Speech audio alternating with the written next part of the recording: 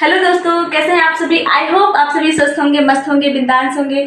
और दोस्तों, मैं आप सभी से सीटेट जुलाई 2023 इस मुद्दे पे बात करने वाली हूँ, क्योंकि अभी हमारा पेपर आ चुका है, मतलब नोटिफिकेशन आ चुका है। तो हम सभी कैसे तैयारी करें, यानी कि अगर आप सभी सीटेट की प्रिपरेशन करना चाह रहे हैं तो हमारी स्ट्रेटजी से आप सभी तैयारी कर सकते हैं। मैं आप सभी को अपनी स्ट्रेटजी बताऊंगी और मैंने कैसे तैयारी की थी, और मैं आप सभी को वो भी शेयर करूंगी। अगर आप सभी के किसी कारणवश नंबर कम रह गए हैं या किसी को नंबर इंक्रीज करना है, या मान लीजिए किसी कारणवश आपको कोई नंबर पसंद नहीं आया है, कोई मार्क्स पसंद नहीं आए हैं, तो आप हमारी स्ट्रेटजी से अपना पेपर दोबारा क्वालिफाई कर सकते हैं। तो मैं आप सभी के साथ शेयर करना चाह रही हूँ। और बात करती हूँ सीटेट जुलाई 2023 की। तो इसमें सबसे पहले ज़रूरी क्या चीज़ है, सभी आप क्या करें कि सबसे पहले अभी अगर हम कभी कोई पेपर देना चाहते हैं तो फिर सबसे पहले तो हम सिलेबस ही देखते हैं ना। तो सबसे पहले क्या होगा कि सीटेट का आप सभी सिलेबस डाउनलोड कर लें। क्या करना है, हम सभी को सिलेबस डाउनलोड करना है, और उसके बाद में सिलेबस अपना ध्यान से पढ़ लें। फिर सिलेबस कंप्लीट करने के बाद सिलेबस अपना पढ़ के ध्यान से अच्छे से समझना है सिलेबस को। और उसके बाद क्या करना है, दूसरा काम सबसे महत्वपूर्ण काम है, जो सीटेट एंड अदर एग्जाम सभी की जान होती है, आप ऐसे कह सकते हैं। वो क्या है, PYQ यानी कि प्रीवियस ईयर क्वेश्चन। अगर आप कोई एग्जाम देने जा रहे हैं और सिलेबस तो महत्वपूर्ण होता ही होता है ना, लेकिन उसके बाद क्या होता है, PYQ यानी कि प्रीवियस ईयर क्वेश्चन। अगर आप ये नहीं करते हैं तो आप किसी भी एग्जाम का, किसी भी पेपर का पैटर्न नहीं समझ पाएंगे। सबसे जरूरी काम होता है। तो क्या करना है आपको, PYQ लगाने हैं। क्या करना है आपको, PYQ लगाने हैं। सबसे महत्वपूर्ण टॉपिक है ये PYQ। अगर आपके पास आजकल तो सबसे अच्छा तरीका है कि ऑनलाइन सारे PYQ उपलब्ध है।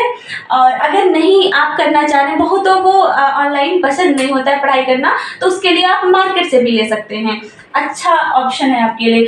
और PYQ की बात करूं तो ये PYQ आपको कैसे करने हैं। हमारा पेपर पहले तो ऑफलाइन मोड में होता था, बट प्रेजेंट टाइम क्या हो रहा है, ये ऑनलाइन में हो गया है। तो सबसे अच्छी बात ये है कि आपको PYQ आप कोशिश करिए कि सारे जितने ऑनलाइन अभी तक हो गए हैं वो सारे आपको ये कैसे करने हैं, आपको ये ऑनलाइन करना है। ठीक है, ये आपको PYQ ऑनलाइन एग्जाम वाले करने हैं। ठीक है, और उसके बाद शायद मे भी मैंने 1 वीक पहले चेक किया था, तो सीटेट की ऑफिशियल वेबसाइट पे जो अभी पिछली बार दिसंबर में जो सीटेट कराया गया उसके उपलब्ध नहीं है वेबसाइट पे। तो हो सकता है अभी प्रेजेंट टाइम आप सभी चेक करिए, हो सकता है कि उपलब्ध करा दिया गया हो। और नहीं है तो साइट बहुत बिजी जा रही थी, सीटेट के फॉर्म फिल हो रहे थे, आप सभी जानते हैं। तो उसकी वजह से बिजी है वो, तो उसकी वजह से भी हो सकता है कि उपलब्ध ना कराए गए हों। तो करा दिए जाएंगे, आप सभी टेंशन ना लें। और इससे पहले भी तो ऑनलाइन हो चुके हैं, तो आप सभी वो तब तक करिए। ठीक है, तब तक वो उपलब्ध करा दिया जाएगा। थर्ड काम क्या है, थर्ड पॉइंट ये है कि आप सभी को सिलेबस आपने समझ लिया, PYQ आपने लगा लिया। उसके बाद क्या करना है, आप सभी को, आप जैसे भी तैयारी करना चाह रहे हैं, बुक से करें, ऑनलाइन करें, जैसे भी आप तरीका अपनाएं। सबसे पहला काम, नोट्स बनाएं। अगर आप कोई बुक उठाते हैं तो उसके अपना नोट्स भी कैसे बनाने हैं, टॉपिक वाइज। कैसे बनाने हैं, टॉपिक वाइज। आप अपने टॉपिक वाइज सारे नोट्स बना लीजिए, फिर उनको topic wise step to step आपको रिवाइज करना है। कैसे, क्या करना है आपको, रिवाइज करना है। जब आपने नोट्स बना लिए, रीड भी कर लिया, उसके बाद क्या करना है, आपको रिवाइज करना है। आप जब रिवाइज कर लेंगे तब आपका फोर्थ काम होगा ये प्रैक्टिस। फिर क्या करना है, आपको प्रैक्टिस करनी है। तो फिर क्या, इससे क्या होगा कि आपको ये पता चलता रहेगा कि हमारा सिलेबस कहाँ तक हमने अचीव कर लिया है। पढ़ना, नोट्स बनाना ये सब अलग होता है, लेकिन आप जब प्रैक्टिस करते हैं कौन सा क्वेश्चन आपका सही हो रहा है, कौन सा नहीं सही हो रहा है, तो कितना आप अचीव किए हैं, ये चीज़ पता चलती है। तो सबसे ज़रूरी काम है आपको प्रैक्टिस लगाने हैं। और मान लीजिए आप कोई प्रैक्टिस लगा रहे हैं और आप कोई क्वेश्चन नहीं कर पाए हैं, तो आपको क्या करना है, आपको एक अपना अलग से नोट्स बना लेना है। जो जैसे कि आपने कोई प्रैक्टिस किया, प्रैक्टिस सॉल्व किया, उसमें एक आया कि स्कीमा क्या है और आप नहीं कर पाए। ठीक है, आप नहीं कर पाते हैं, तो फिर आपको क्या करना है, आप ये देखना है कि स्कीमा जो टॉपिक है ये किससे रिलेटेड है। तो आपको क्या करना है कि ये देखा आपने कि ये जीन पियाजे से रिलेटेड है, तो वो पॉइंट आपको नोट कर लेना है। क्या करना है आपको? नोट कर लेना है। और वो नोट करने के बाद फिर ऐसे जो आपको टॉपिक फंसता जाए वो नोट करना है। फिर क्या करना है, प्रैक्टिस सेट बंद करके आपको फिर से नोट्स रिवाइज करने, यानी कि हमारा स्कीमा गलत हुआ है तो हमको जीन पियाजे को पढ़ने की दोबारा से नीड है, तो आप क्या करें, जीन पियाजे को पढ़ने की कोशिश करें। ऐसे क्या होगा, हमारा रिवीजन होता रहेगा, हमारी प्रैक्टिस भी होती रहेगी और हमारा कॉन्फिडेंस लेवल भी बढ़ता रहेगा। सबसे अच्छी बात है कॉन्फिडेंस लेवल बढ़ना चाहिए पेपर में, वरना कुछ नहीं होगा। फिर उसके बाद ये है क्या, हमारा सीटेट का चक्रव्यूह यानी कि हमारा सीटेट किन किन चीज़ों से मिलके बना है, इनको अगर समझ लिया तो पेपर क्वालिफाई है नहीं। फिर आपको देखना है कि ये है सबसे जरूरी काम, मैंने यहाँ पे बताया था कि ये जान है पेपर की, किसी भी पेपर की ये जान होते हैं पीवाईक्यू, तो आपको पीवाईक्यू तो देखना ही देखना है। दूसरी बात, सीटेट की जान तो ये है पेडागोजी, यानी कि पेडागोजी 90 नंबर की आती है, पढ़नी तो हमको 30 नंबर की होती है सीडीपी में, यहाँ पे ठीक है। सीडीपी में हमको कितना पढ़ना होता है, 30 नंबर की पेडागोजी यहाँ पे आती है। सीडीपी यानी बाल विकास 30 नंबर की आती है, बट पूरी टोटल 90 नंबर की होती है। वो कैसे होती है, अगर ये जो हमारे 4 सब्जेक्ट हैं ये 15 कंटेंट में डिवाइड होते हैं एंड 15 पेडागोजी में डिवाइड होते हैं, तो वो सब्जेक्ट वाइज पेडागोजी रिलेटेड होती है, तो वो देखना होता है। तो ये कितनी हो गई, ये पीवाईक्यू तो हो ही गया। फिर ये होती है 90 नंबर की पेडागोजी, 90 ये हो गया। फिर क्या है, ये पैसेज हैं, लैंग्वेज में 15-15 नंबर के पैसेज आते हैं, तो सब टोटल हो गया ये 30 मार्क्स का। कितना हो गया, 30 मार्क्स का, ये 30 हो गए। अब क्या करना है, सारे सब्जेक्ट की एनसीईआरटी, यानी कि जैसे मैथ्स हो गया, ठीक, हम यहाँ लिख दे रहे हैं मैथ्स, ठीक है। इसमें क्या है, 15 नंबर की एनसीईआरटी, 15 मार्क्स की एनसीईआरटी और 15 की हो गई न्यूमेरिकल, यानी कि कंटेंट से हमारे 15 मार्क्स आएंगे। ये पैसेज 15-15 दोनों, ठीक है। अब कितना हो गया, देख लीजिए, हो गए हमारे मार्क्स, आप देख लीजिए हो गया। और ये टोटल हमारा जो सीटेट होता है कितने मार्क्स का आता है, ये होता है 150। कितना होता है, 150 नंबर का टोटल मार्क्स हैं ये 150, ठीक है। टोटल मार्क्स 150 है। इसमें आपको अचीव कितने करने होते हैं, आपको लाने कितने होते हैं, जरूरी कितना होता है। तो आप सभी को बता दूं कि जनरल के लिए होते हैं 90 मार्क्स, जनरल के लिए 90 मार्क्स होते हैं एंड ओबीसी, एससी, एसटी इनके लिए होता है 82। ये ओनली पासिंग मार्क्स हैं, ये मिनिमम है। आपको मैक्सिमम कितने लाने उसी की तो स्ट्रेटजी बनाई जा रही है, ठीक है। तो ये आपने समझ लिया, इतना पढ़ना है। एनसीईआरटी आपको पढ़नी है 3rd to 8th। एनसीईआरटी आप ध्यान रहे, 3rd to 5th नहीं पढ़ना है, बहुतों को ये चीज रहती है। अब जो हमारे जब से ऑनलाइन मोड में पेपर होना शुरू हुआ है तब से हमारा पैटर्न चेंज हुआ है, सिलेबस नहीं चेंज हुआ है, बट हमारे पैटर्न में चेंजेस बहुत सारे देखने को मिले हैं। तो आप सभी 8th तक जाइएगा, चाहे वो पेपर फर्स्ट ही क्यों ना हो, लेकिन आपको जाना 8th तक है, ठीक है। उसके बाद आप बात करते हैं पेपर 1 and 2 की, ठीक है। तो आपको पेपर 1 में क्या देखने को मिलेगा, पेपर 1 जो है आप सॉल्व जब करेंगे तो सबसे अच्छी बात आपको ये ध्यान में रखनी है कि 1 to 5th क्लास के जो बच्चे होते हैं उनको अपने माइंड में बिठा के रखना है, मतलब उनको ध्यान में रख के अपने क्वेश्चन सॉल्व करने। कुछ देर के लिए आपको भूल जाना है, कुछ देर के लिए खुद को अपने आप को बच्चा बना लेना है, तब पेपर सॉल्व करना है, आपका बेहतरीन पेपर होगा। यानी कि 1 to 5th क्लास तक के बच्चे बनना है आपको, ठीक है। बन जाइएगा, नुकसान नहीं होगा, फायदा ही होगा। उसके बाद आप फर्स्ट पेपर में क्या होता है, सीडीपी 30 मार्क्स की, सीडीपी कितनी हो गई, 30 मार्क्स की। उसके बाद ये 30 मार्क्स बहुत ज़रूरी हैं। अगर आपके ये 30 मार्क्स डन हैं तो यकीन रखिए आपके 90 मार्क्स डन हैं।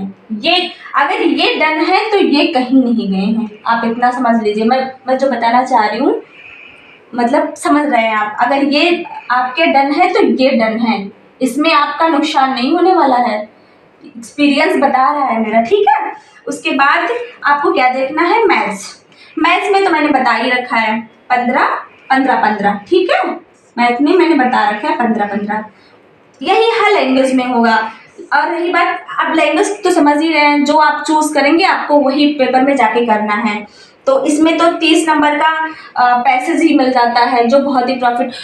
और एक बात है, लैंग्वेज चाहे वो फर्स्ट हो एंड सेकेंड हो, इसमें आपको क्या करना है, आपको बहुत लोग ऐसा कर देते हैं कि डीपली ग्रामर पढ़ देते हैं, ऐसा नहीं करना है।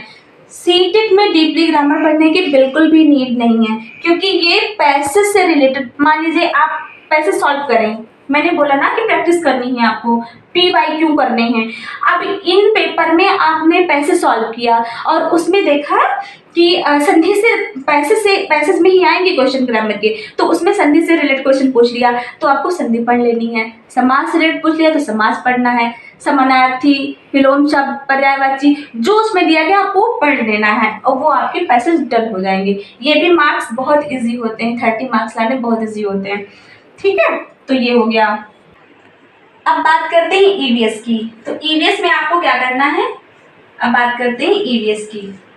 EVS का पैटर्न ही सबसे ज़्यादा चेंज हुआ है। अगर अभी ऑनलाइन बोर्ड में देखा जाए तो EVS का ही पैटर्न चेंज हुआ है। EVS के क्वेश्चन जो है थोड़ा सा घुमाए जा रहे हैं, यानी कि कूट वाले भी क्वेश्चन बनाए जा रहे हैं। और सबसे वो जो टाइम खाने वाले क्वेश्चन नहीं होते हैं कि 1 2 3 आपने करके दे दिया, फिर नीचे भी लगे हैं, उसको लोग ध्यान नहीं देते हैं, ऊपर टिक मार के गोला करके चले आते हैं, तो सबसे बड़ा नुकसान होता है हमारा। बात रही EVS कैसे पढ़े, तो आपको EVS क्या करना है, EVS के लिए आपको NCERT पढ़नी है। क्या करना है, NCERT पढ़नी है। NCERT पढ़नी है 3rd to 8th क्लास, आपको NCERT पढ़नी है 3rd to 8th क्लास की NCERT।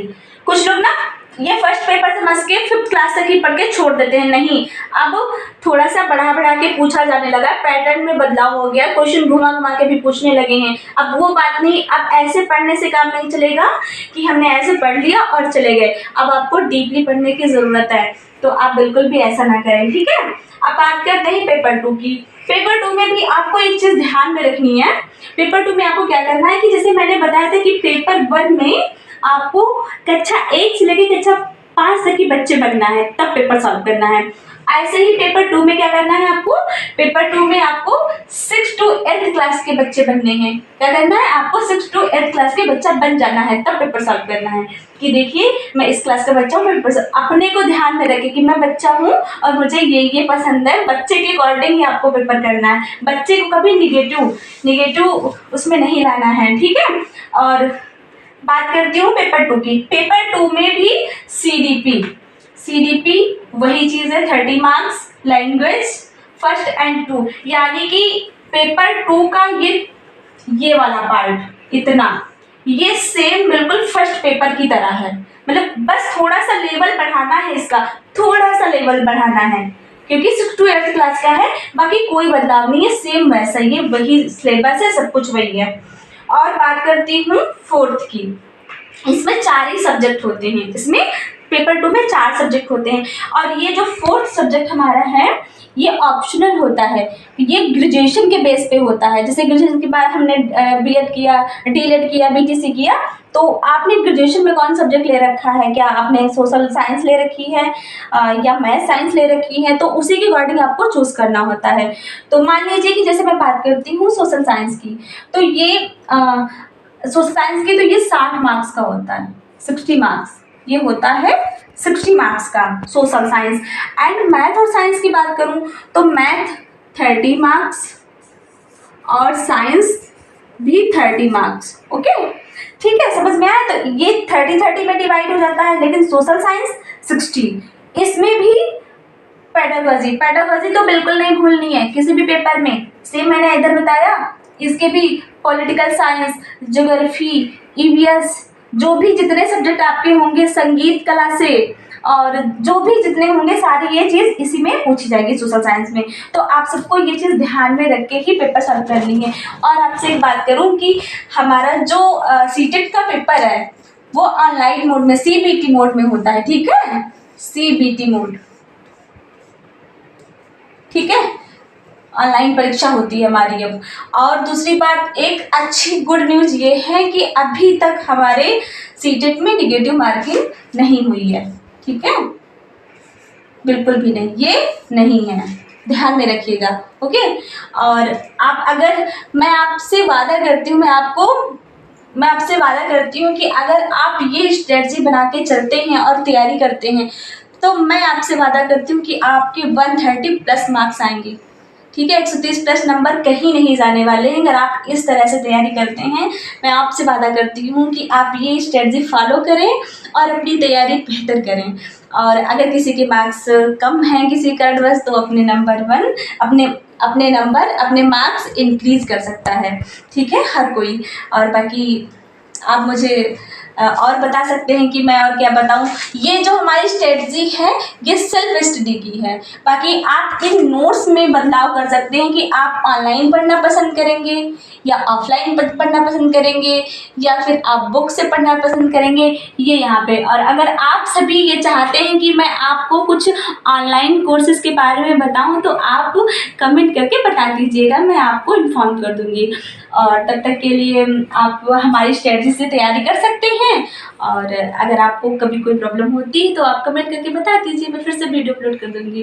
और बाकी तब तक के लिए थैंक यू, बाय बाय।